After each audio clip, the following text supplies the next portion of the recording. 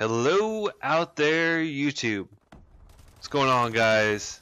It is D down here, the most chill COD player, bringing you my best Call of Duty Advanced Warfare gameplay to date. What you're gonna be watching, and now follow me here. We have here, I believe it's 69 to 4. I get a nuclear, a double relentless, a 35 kill streak. Yeah, so we're going to talk about my class setup, the game, blah, blah, blah. We're going to talk about some stuff. I'm going to have to get used to these 10-minute commentaries again. It's been a while. Obviously, it's been since Black Ops 2 that I've had to do these gameplays. These commentary gameplays, over 10-minute gameplays. I mean, I guess I could cut it up, but I don't really want to. I kind of want you guys to see, how I got my streaks, how I played. To me, that's important. The thing about Ghost is you can make really short videos as long as you had a decently fast Killsteak. In this gameplay, DNA bombs. I honestly don't know if I'll ever get a DNA bomb in Call of Duty Ghost. If I do, I will be extremely lucky because I pretty much decided that going for DNA bombs is not really going to be my thing in this game. The same as going for nuclears. Black Ops 2 wasn't my thing. I preferred high kill games, and this is definitely one of the highest kill games I've seen on YouTube so far, besides the 100 pluses playing Momentum. This is by far probably the highest kills I've seen in Domination. So I might actually research it. This might actually be like one of the highest world's kill streaks in Domination, or just the most amount of kills. So we'll see, especially at 6v6. Honestly, I think this gameplay is pretty impressive. Now, what you're going to be seeing here is me playing pretty defensively. I'm going to be ADSing a lot of corners, picking people off the flags like you see right there. And, I managed to pick up my streaks without really capping a whole lot of flags. Now, that being said, I think I still had 10 flag caps by the end of this game, which isn't too bad, but we still ended up losing the game by I think 20-ish points. Now when my score streaks were in the air, I got a lot of kills with them. I'm not gonna lie. I think going into my whatever it's called, the Paladin. Going into the Paladin, I think I only had 15-ish kills, and I came out with 35. So the streaks in this game can be really good if you get on the right map and you don't run into a lot of people running blind eye. The streaks can be really good. Thing is, you have to upgrade them. That being said, let's go ahead and go into my class setup and my score streak loadout. So first things first, let's go over my my loadout. So I'm using the BAL because everyone else is using the BAL. It's pretty much pointless using anything else because this gun beats ARs at long range and it beats SMGs at close range. So until they patch it, I'm probably going to use it. I'm running the stock, the silencer, and the grip.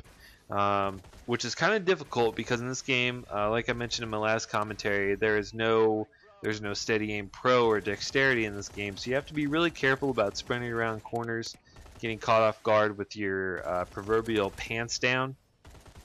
But it works pretty well as long as you play smart, as long as you're not trying to rush and catch people off guard, which is really hard because obviously you don't have quick draw in here. I did run quick draw, stock, and silencer for a really long time, and I thought that was definitely going to be the way to go.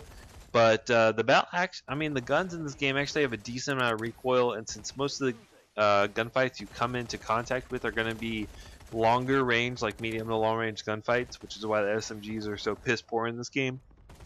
The grip I think helps a lot more than quick draw, and it does actually help more than extended mags if you know how to fast reload. By the way, it's double tap X to fast reload.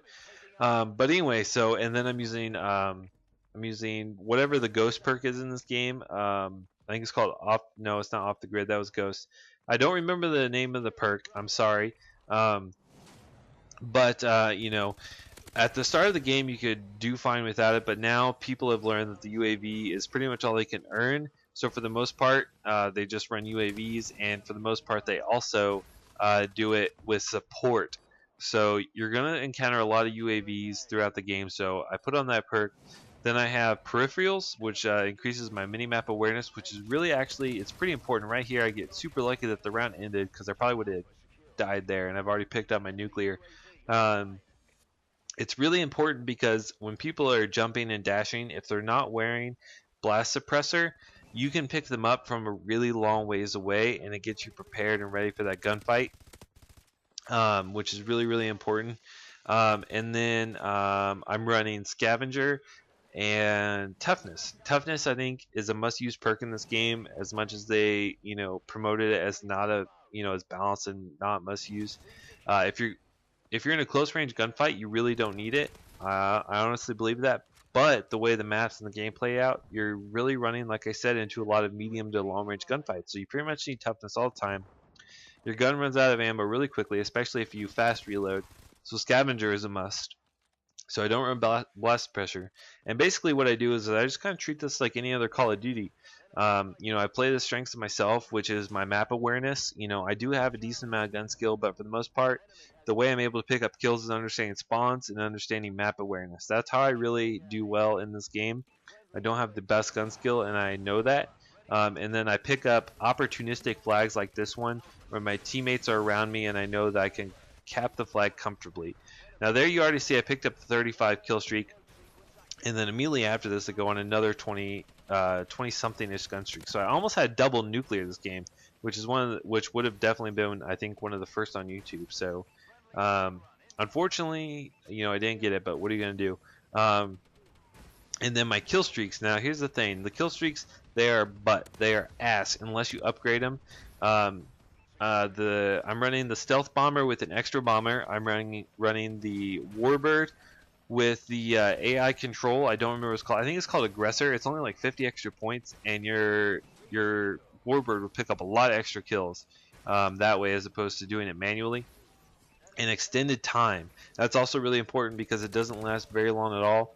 And then I'm also running the paladin with extended time and the target missiles. This is really important because it feels a lot like the AC-130. If you're going to run any of these high kill streaks, it's really, really important that you run extended time. That is crucial to getting a lot of kills with these kill streaks.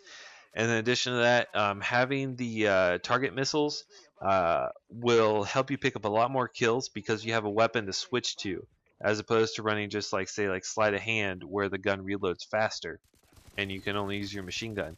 Having that weapon to switch to helps out a lot, and it kind of negates the need for sleight of hand on these kill streaks. So it works really well. This kill streak setup is really good. Obviously, I picked up almost 70 kills, 66 domination on a shorter-ish game. But that's my kill streak. That's my setup loadout. One thing to note: if you do run the stealth bomber with this, if you call in the stealth bomber, you really need to find cover. You really, really need to find cover, or you will kill yourself. As I pick up the Relentless medal, and man, right here, I pick up my warbird, call it in, and then I end up getting punched around the corner. But all in all, I was really, really happy with this game. It was unfortunate that we lost. You can kind of see my playstyle as opposed to my previous two gameplays is a lot different. And basically what I've learned is you just gotta treat this game like Black Ops 2. The score streaks are really expensive, but if you slowly build your way up to it, it's completely worth it. That's one thing I've noticed. Along with this gameplay, I also picked up another 50 kill game and another Relentless medal. And I think if you just take your time, because this game is built for fast-paced gameplay, which is fine. But you're not going to do well. There's just really no way around it. It's really hard to rush effectively and do well unless you're playing like Momentum, where people are constantly in your face all the time. It's hard to pick up a lot of kills.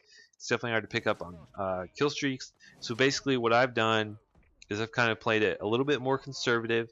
Just like Black Ops 2, I cap opportunistic flags where I'm not solo capping the B flag at the start of the game. And you can do pretty well. You can do pretty well. Like I said, unfortunately, we did lose this game, but that's the way it goes. Now, really quickly, I want to talk about something I talked about in a previous commentary, where I kind of was really negative towards the game, and a lot of my thoughts are still the same. I don't want to go back on what I said because I still firmly believe that what I said.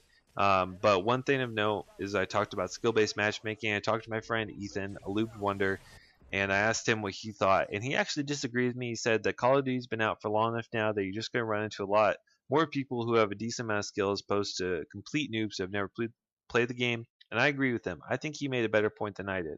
But anyway, that's all I got for you guys today. If you did enjoy the video, make sure to leave a like. If you hated it, dislike it. Subscribe if you're new. Check out all the links below in the description. And I'll see you guys on the next video. Bye.